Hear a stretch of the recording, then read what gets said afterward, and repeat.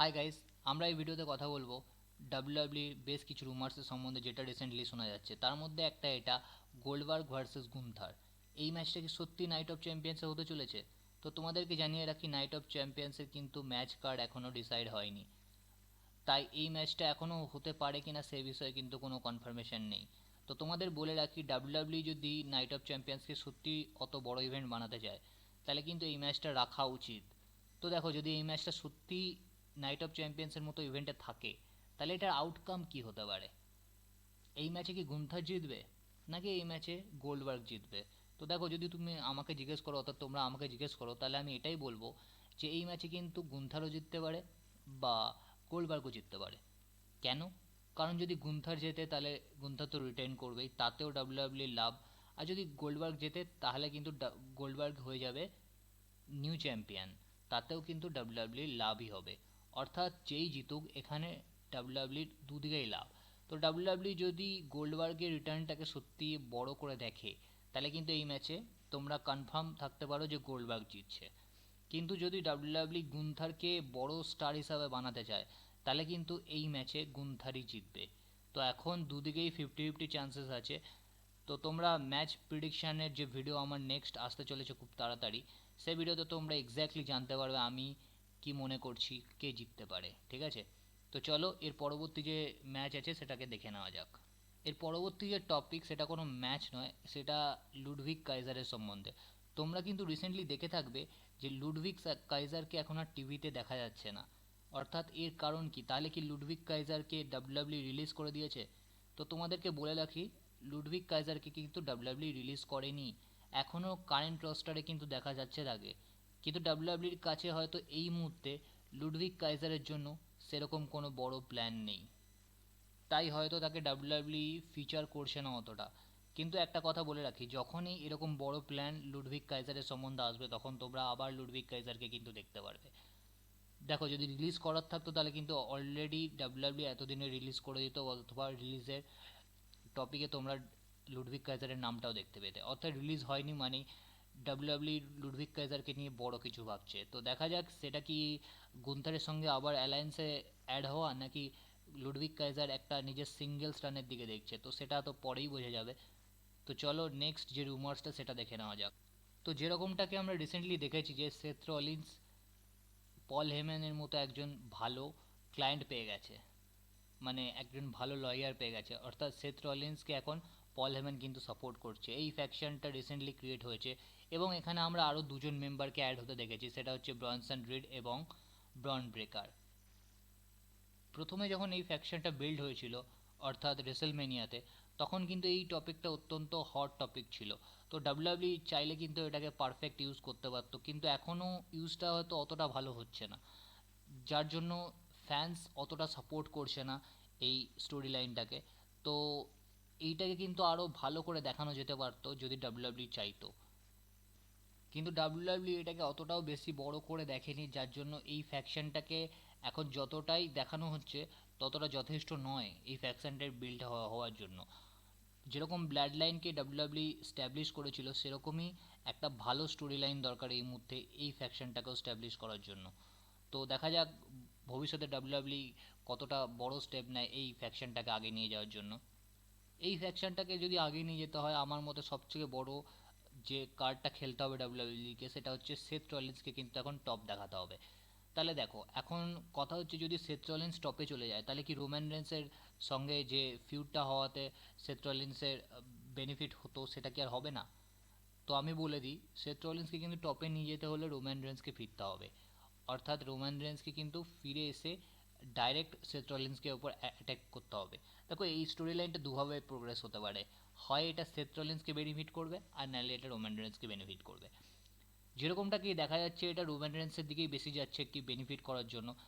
দেখো, এখানে দুভাবে এটার এন্ডিং হতে পারে। একটা হচ্ছে রোম্যান রেন্স নিজের স্টোরিটা ফিনিশ করবে, অর্থাৎ সেথ রলিন্সের ফ্যাকশনটাকে এন্ড করবে, অথবা সেথ রলিন্সের ফ্যাকশনটাকে রোম্যান রেন্স কিন্তু ডিস্ট্রয় করার পরেও এই ফ্যাকশনটা রান করবে।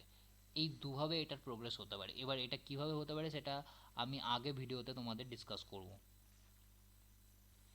এরপর কথা বলবো যে রোমান রেন্সের রিটার্নের সম্বন্ধে। রোমান রেন্স কবে রিটার্ন করছে? অনেকের বক্তব্য রোমান রেন্স নাইট অফ চ্যাম্পিয়ন্সে রিটার্ন করবে। যদি নাইট অফ চ্যাম্পিয়ন্সে রিটার্ন করে তাহলে কি ডাইরেক্ট রোমান রেন্স সেথ রলিন্সের পেছনেই যাবে আগে? কারণ সেথ রলিন্সের থেকে রোমান রেন্সের নিজের প্রতিশোধটা নেওয়া বাকি আছে, কারণ যেরকমটা আমরা দেখেছি রোমান রেন্স কিন্তু সেথ রলিন্সের জন্যই এতক্ষণ পর্যন্ত টিভি থেকে অফ রয়েছে, ঠিক আছে? তো রোমান রেন্সের শিডিউল কিন্তু সেরকমই দেখাচ্ছে কি রোমান রেন্স প্রথমে এসে সেথ রলিন্সকেই টার্গেট করবে। তো এরকম আপডেট আসছে কি রোমান রেন্স নিজের সাথে অন্য কাউকেও আনতে পারে। তাহলে কে হতে চলেছে সেটা, সে ব্যাপারেও চলো ডিসকাস করে নেওয়া যাক।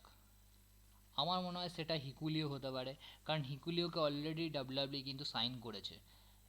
যদি হিকুলিওকে ডাব্লিউডাব্লিউ সাইনই করে থাকে, বেসিক্যালি তো এনএক্সটির জন্য সাইন করেনি, কারণ হিকুলিওকে ডাব্লিউডাব্লিউ একটা বড় নাম যদি বানাতে চায় তাহলে সেক্ষেত্রে কিন্তু এই ব্লাড লাইনের মতো এক স্টোরিতে ফিচার করাটা সত্যি খুব দরকার। তো এখানে রোমান রেন্সের সঙ্গে যদি হিকুলিওর টিম আপ করে তাহলে কিন্তু হিকুলিওরও বেনিফিট হবে এবং সে কিন্তু একটা টপ সুপারস্টারে পরিণত হবে। তো চলো দেখে নেওয়া যাক এর পরবর্তী যে রুমার্স আছে তার সম্বন্ধে কথা বলে নেওয়া যাক। তো আমরা কথা বলবো এবার কে হতে পারে পসিবল ডাব্লিউডাব্লিউ চ্যাম্পিয়ন, ঠিক আছে? তো যেরকমটাকে আর কি দেখা যাচ্ছে রোমান রেন্সও যাচ্ছে ডাব্লিউডাব্লিউ হেভিওয়েট চ্যাম্পিয়নের পিছনে, অর্থাৎ ডাব্লিউডাব্লিউ ইউনিভার্সাল চ্যাম্পিয়ন এর পেছনে, এবং তার সঙ্গে সঙ্গে আমরা দেখেছি সেথ রলিন্সের কাছে কিন্তু মানি ইন দ্য ব্যাংক রয়েছে, এবং অর্টানও কিন্তু বলেছে আমিও এই স্টোরিটাতে ইন্টারেস্ট রাখি, মানে তিনজনেই চাইছে ইউনিভার্সাল চ্যাম্পিয়ন হতে। তাহলে কে হতে পারে পসিবল ইউনিভার্সাল চ্যাম্পিয়ন? তো চলো প্রথমে রোমান রেন্সকে দিয়ে শুরু করা যাক। দেখো এখানে সবচেয়ে বেশি চান্স তো রোমান রেন্সের রয়েছে, কারণ অডসটা কিন্তু সেটাই বলছে। কেন? কারণ রোমান রেন্স ইউনিভার্সাল চ্যাম্পিয়ন ছিল এবং সে হেরেছিল কোডি রোডসের কাছে, তোমরা হয়তো জেনে থাকবে। যারা যারা ডাব্লিউডাব্লিউ প্রতিদিন দেখো তারা হয়তো জানো, অর্থাৎ উইকে প্রত্যেক উইক দেখো তারা অবশ্যই জানো যে কীভাবে রেসেলমেনিয়াতে হেরেছিল রোমান রেন্স কোডি রোডের কাছে। তো সেটা কিন্তু একটা অসম্পূর্ণ স্টোরি লাইন থেকে গেছে। এটাই কমপ্লিট করতে হলে কিন্তু রোমান রেন্সকে আবার নিজের ইউনিভার্সাল চ্যাম্পিয়নশিপ ফেরত পেতে হবে। তাহলে প্রথম চান্স তো রোমান রেন্সের রয়েছে, কারণ সে তার রিম্যাচটা অবশ্যই পাবে ফিরে আসার পরে, এবং সেটা কিভাবে হতে পারে সেটা নিয়ে আমরা অন্য কোনো ভিডিওতে ডিসকাস করব। তো চলো এবার দেখে নেওয়া যাক কতটা চান্স আছে সেথ রলিন্সের এই ইউনিভার্সাল চ্যাম্পিয়নশিপ ম্যাচটা জেতার। তো দেখো ইউনিভার্সাল চ্যাম্পিয়নশিপ ম্যাচটা জেতার সবথেকে বেশি চান্স তো রোমান রেন্সের রয়েছে। তারপরে যদি কোনো নাম থাকে তাহলে কিন্তু সেটা সেথ রলিন্স। কেন? কারণ সেথ রলিন্সের কাছে কিন্তু মানি ইন দ্য ব্যাংক আছে।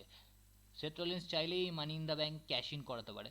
তোমাদের তাহলে একটা কোয়েশ্চেন আসতে পারে এখন, যে যদি সেথ রলিন্সের কাছে মানি ইন দ্য ব্যাংক থাকে তাহলে সেথ রলিন্স কেন প্রথমে নেই?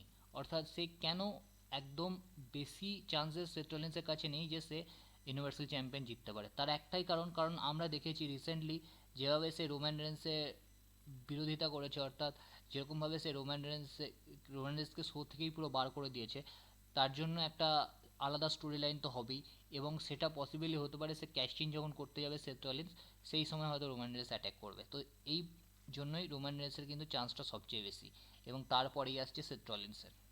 চলো এবার ডিসকাস করে নেওয়া যাক র্যান্ডি অর্টনের চান্সটা ঠিক কতটা। তো দেখো র্যান্ডি অর্টনের চান্সটা কিন্তু সবচেয়ে কম সেথ রলিন্স এবং রোমান রেন্সের তুলনায়। কেন?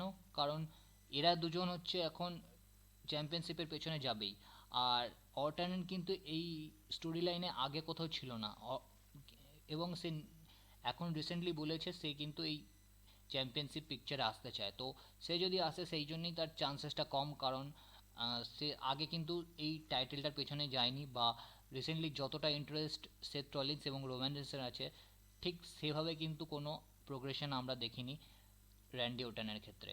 তো তোমরা আমার কমেন্ট সেকশানে জানাও তোমরা কি মনে করো এই রুমার্সগুলো সম্বন্ধে। তোমরা কি মনে করো সেথ রলিন্স কি জিতবে WWE world heavyweight championship or WWE universal championship? কি হতে চলেছে গোল্ডবার্গ এবং গুন্থারের ম্যাচে? গুন্থার্স কি রিটার্ন করবে নাকি গোল্ডবার্গ হয়ে যাবে নিউ চ্যাম্পিয়ন? এবং কি হতে চলেছে লুডভিগ কাইজারের ফিউচার? সে কি রিলিজ হয়ে যাবে ডাব্লিউডাব্লিউ থেকে নাকি থেকে যাবে ডাব্লিউডাব্লিউতে, অন্য কোনোভাবে অন্য কোনো জায়গায় সে ফেরত আসবে? তো এই সব ব্যাপারেই তোমরা কমেন্ট সেকশানে কমেন্ট করতে পারো। হ্যাঁ, সবচেয়ে ইম্পর্টেন্ট তোমরা হিকুলিওর সম্বন্ধে কী ভাবছো সেটাও কিন্তু জানিও। তো আজকের ভিডিও আমি এখানেই শেষ করছি। তোমাদের সঙ্গে আমার দেখা হবে অন্য কোনো ভিডিওতে কথা হবে। তো আজকের মতো এই পর্যন্ত। ভালো থেকো।